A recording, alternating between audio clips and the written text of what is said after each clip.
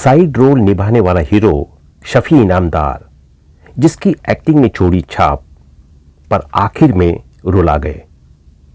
शफी इनामदार का नाम उन मंजे हुए एक्टर्स में गिना जाता था जिन्होंने अपनी एक्टिंग की गहरी छाप छोड़ी थी। वो करियर के पीक पर थे और तब कुछ ऐसा हुआ कि किसी को यकीन नहीं हुआ। शफी इनामदार ने थिएटर की दुनिया में खूब नाम कमाया था। उन्होंने कई फिल्मों में एक्टिंग की थी और डायरेक्शन भी किया था। उन्हें टीवी सीरियल ये जो है जिंदगी से घर घर में पहचान मिली थी। उनकी मौत ने हर किसी को झकझोर दिया था।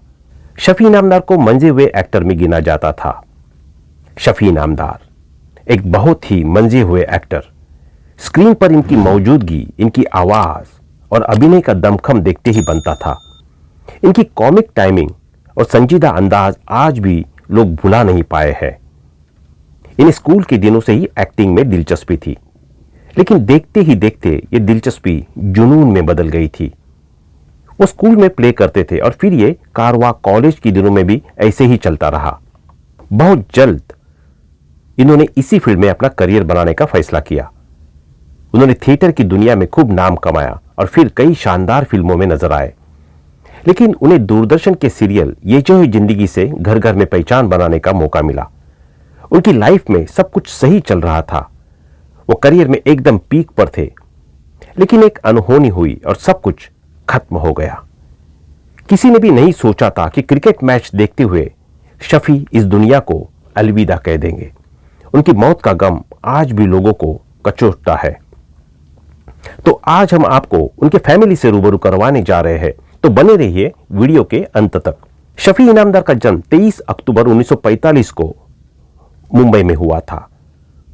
उन्होंने पांगोरी, दापोली, रत्नागिरी और मुंबई से अपनी पढ़ाई की। उन्होंने 1958 में एसएससी का एग्जाम पास कर लिया था। इसके बाद 1963 में उन्होंने बीएससी किया। उन्हें स्कूल के दिनों से ही नाटकों में बहुत दिलचस्पी थी और वे स्कूल के प्ले में एक्टिंग किया करते थे। वो भाषण प्रतियोगिता और डिबेट में भी हिस्सा लेते थे। ये उनके कॉलेज के दिनों तक चलता रहा और फिर उन्होंने एक्टर बनने का फैसला किया। शफी इनामदार ने गुजराती थिएटर में मशहूर शख्सियत प्रवीण जोशी की देखरेख में बतौर एक्टर और डायरेक्टर अपने करियर की शुरुआत की। उन्होंने 1973 से लेकर 1978 तक हिंदी, गुजराती, मराठी और इंग्लिश के करीब 30 नाटकों का निर्देशन किया और एक्टिंग भी की। इसके बाद उन्होंने इंडियन नेशनल थिएटर और इंडियन पीपल्स एसोसिएशन ज्वाइन कर लिया। उन्होंने बलराज साहनी और इंडियन थिएटर के अन्य सदस्यों से मुलाकात और अपने हुनर को और निखारा। शफी की लाइफ का टर्निंग पॉइंट इस्मत चुगताई का नाटक नीला कमरा शफी के करियर का टर्निंग पॉइंट रहा। उन्होंने हिंदी में अपने पहले कमर्शियल प्रोडक्शन का निर्माण किया। 70 के दशक में जब पृथ्वी थिएटर शुरू हुआ, तब शफी को कई हिंदी नाटकों का निर्माण करने का मौका मिला, जिसने उन्हें थिएटर की दुनिया में स्थापित होने में बहुत मदद की। साल 1982 में उन्होंने थिएटर ग्रुप हम की स्थापना दी और कई नाटकों का डायरेक्शन किया, कई नाटक बनाए और एक्टिंग भी की। साल 1984 में ये जो है जिंदगी में एक्टिंग करने के बाद वो घर घर में फेमस हो गए थे। इसके बाद उन्होंने कई टीवी सीरियल्स में काम किया था, जैसे आधा सच आधा झूठ, मिर्जा गालिब और तेरी भी चुप मेरी भी चुप। स्क्रीन पर उनकी पहली अपीयरेंस की बात करें तो शशि कपूर द्वारा प्रोड्यूस और गोविंद नीलानी के डायरेक्शन में बनी फिल्म विजेता में नजर आए थे, लेकिन अर्धसत्य से उन्हें पहचान मिली थी। उन्होंने बी.आर. चोपड़ा की फिल्म आज की आवाज, आवाम और दहलीज जैसी फिल्मों में काम किया था। शफी ने ज्यादातर फिल्मों में कॉमन मैन का किरदार निभाया था। ये जो है जिंदगी टीवी सीरियल की बात करें तो ये 80 के दशक में दूरदर्शन पर टेलीकास्ट होता था और घर घर में पॉपुलर था।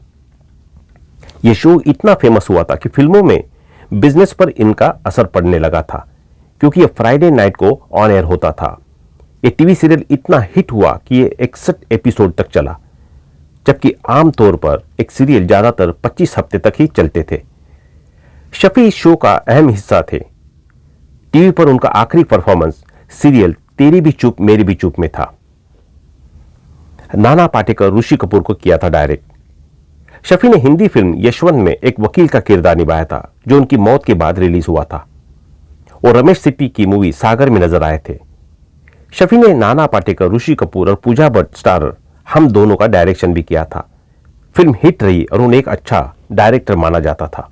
शफी की मौत ने झकझोर दिया था पर्सनल लाइफ की बात करें तो उन्होंने भक्ति बर्वे से शादी की थी।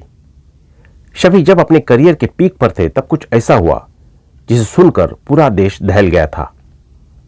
13 मार्च 1996 को शफी की मौत हो गई।